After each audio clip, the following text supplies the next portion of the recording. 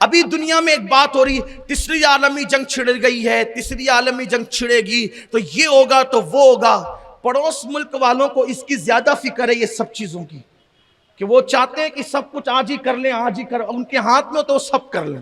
میں کہتا ہوں اللہ کے بندو ذرا کچھ ہوش سے کام لو، برا نہیں مانے۔ تیسری عالمی جنگ ہوگی تو ہوگا کیا؟ ہونا کیا؟ دوسری اور پہلی میں کیوں ہو کیا گیا جو آج ہو؟ جس کی موت لکھی تھی جنگ نہیں ہوگی تو بھی وہ مرے گا، اور جس کی نہیں لکھی تھی وہ نہیں مرے گا۔ یہ آپ کا عقیدہ ہونا چاہیے۔ کورونا میں کتنے گئے؟ کوئی مسخرہ کہہ رہا تھا، میں نہیں کہہ رہا ہوں، کہ لوگ ہول سیل میں گئے، ایسا لوگ کہے، لیکن میں ایسی بات نہیں کروں گا، اس لیے کہ علماء میں موجود ہے، ذمہ دار ہے، ایسی بات نہیں کی جا سکتی کہ ٹیلر ہول سیل کی۔ لیکن اس کی بات کا مطلب میں یہ سمجھا کہ لوگ ہول سیل کا مطلب جو ایک ساتھ ڈھیر سارا وہ لیتے نا مال، تو اتنے گئے، آپ کیوں بچ گئے؟ میں کیوں بچ گیا؟ لوگ کورونا میں مرے، آپ کو نہیں ہوا تھا کورونا؟ کچھ تو ایسے تھے جن کو کورونا ہوا، ان کو خبر ہی نہیں ہوئی کہ ہو گیا، گزر بھی گیا، بیوی بھی پاس رہی، بچے بھی پاس کھیلتے رہے، کچھ نہیں ہوا۔ موت نہیں لکھی تھی، آپ نہیں گئے، جن کی لکھی تھی، جن کو کورونا نہیں بھی ہوا وہ چلے گئے۔ تو تیسری عالمی جنگ ہوگی تو کیا ہوگا؟ کچھ نہیں ہوگا۔ اگر آپ کی موت نہیں لکھی آپ رہیں گے، آپ کو مصیبت نہیں لکھی آپ رہیں گے۔ اور ایک بات بتاؤں آخری میں، تیسری نہیں، چوتھی پانچویں بھی سب ایک ساتھ ملا کر کے ایک ساتھ مسلط کر دینا لوگ، آپ کو کچھ ہونا نہیں ہے۔ شرط صرف ایک ہے، وہ کیا شرط ہے وہ بتا کر بات ختم کرتا ہوں۔ بلکہ صرف جنگ کی بات نہیں، مندی ہو، مصیبت ہو، بلائیں ہو، تکلیفیں ہو، کچھ بھی ہو، آپ کو کچھ ہونا نہیں، کام ایک کرنا آپ کو، اور بہت آسان، سنیوں کے لیے تو کوئی مشکل نہیں، ایک آسان کام کرنا ہے۔ آپ کو رسول اللہ سے اپنا رشتہ جوڑ کر حضور کے قدموں میں آ جانا ہے۔ اب قدموں میں آنے کا طریقہ کیا ہے؟ گناہوں سے توبہ کریں، درود شریف کی کثرت کریں، نعتوں کو سنیں، گھروں میں اسلامی ماحول پیدا کریں، اور بھی آپ بہت سمجھدار ہیں، بار بار سنتے رہتے ہیں، کسی طرح حضور کے قریب آؤ، قدموں میں، رسول اللہ کے قدموں میں آؤ۔ کوئی جنگ آپ کو کچھ نہیں کرے گی، کوئی مندی نہیں کرے گی، کوئی موسم کچھ نہیں کرے، کوئی کچھ نہیں کرے گا۔ آپ کہیں گے یہ کیا بات ہوئی؟ میں کہتا ہوں کہ میں آپ کو سمجھاتا ہوں، دیکھیں آپ اس کو سمجھیں بہت توجہ سے۔ مائیں اور بہنیں بھی موجود ہیں، اپنے بچوں کو حضور سے قریب کرو، اپنے شوہر کو حضور سے قریب کرو، اپنی بچیوں کو آقا کریم صلی اللہ علیہ وآلہ وسلم کے قریب کرو۔ ایک مشن بنا لو زندگی کا کہ خود بھی حضور کے قریب ہو جانے صلی اللہ علیہ وآلہ وسلم، اور پوری قوم کو حضور علیہ السلام کے قریب کر دینا ہے، مصطفیٰ جان رحمت کے قریب کر دینا ہے۔ حضور کے قدموں میں آؤ، عذاب کے فرشتے بھی کچھ نہ کر سکیں گے، یہ تو دنیا کی مصیبتیں ہیں۔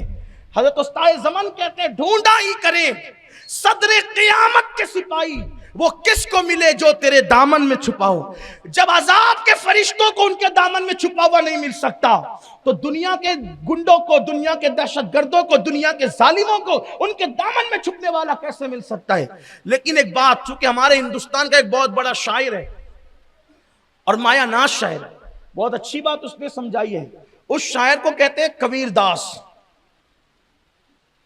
کبیر داس نے ایک فلسفہ بتایا جو میں شعر پڑھ کر نہیں بلکہ اس کو اپنے الفاظ کے جامع میں بتا رہا ہوں۔ کبیر داس کہتے ہیں کہ چکی ہوتی ہے چکی، اپنا اور اپنی اولاد کا، دنیا اور آخرت کا بھلا چاہنا ہے تو ایک ہی کام کرنا، حضور علیہ السلام کے قریب آنا، جس راستے سے آ سکتے ہو، اور اس کے لیے ایک ہی راستہ ہے، وہ ہے عشق رسول کا راستہ۔ ایسا گما دے ان کی ولا میں خدا ہمیں، ڈھونڈا کرے پر اپنی خبر کو خبر نہ ہو۔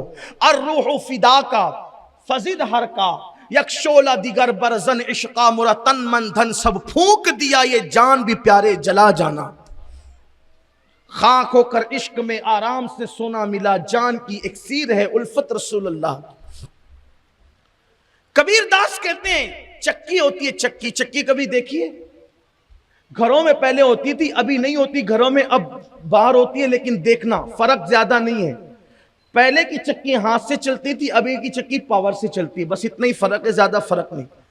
تو جو چکی ہوتی تھی گھر میں، اس میں اوپر ڈنڈا ہوتا تھا، اور دو پارٹ ہوتے تھے، اوپر اور نیچے دو پتھر ہوتے تھے، اوپر ڈنڈا اور بیچ میں ایک لوہے کی سلاخ ہوتی تھی، کیل ہوتی تھی لوہے کی، اسی میں دونوں پتھر پروئے جاتے تھے اور عورتیں اس میں گول سا ہوتا تھا، اس میں دانے اور اناج ڈالتی تھی اور ایسے چلاتی تھی تو وہ دانے پستے تھے۔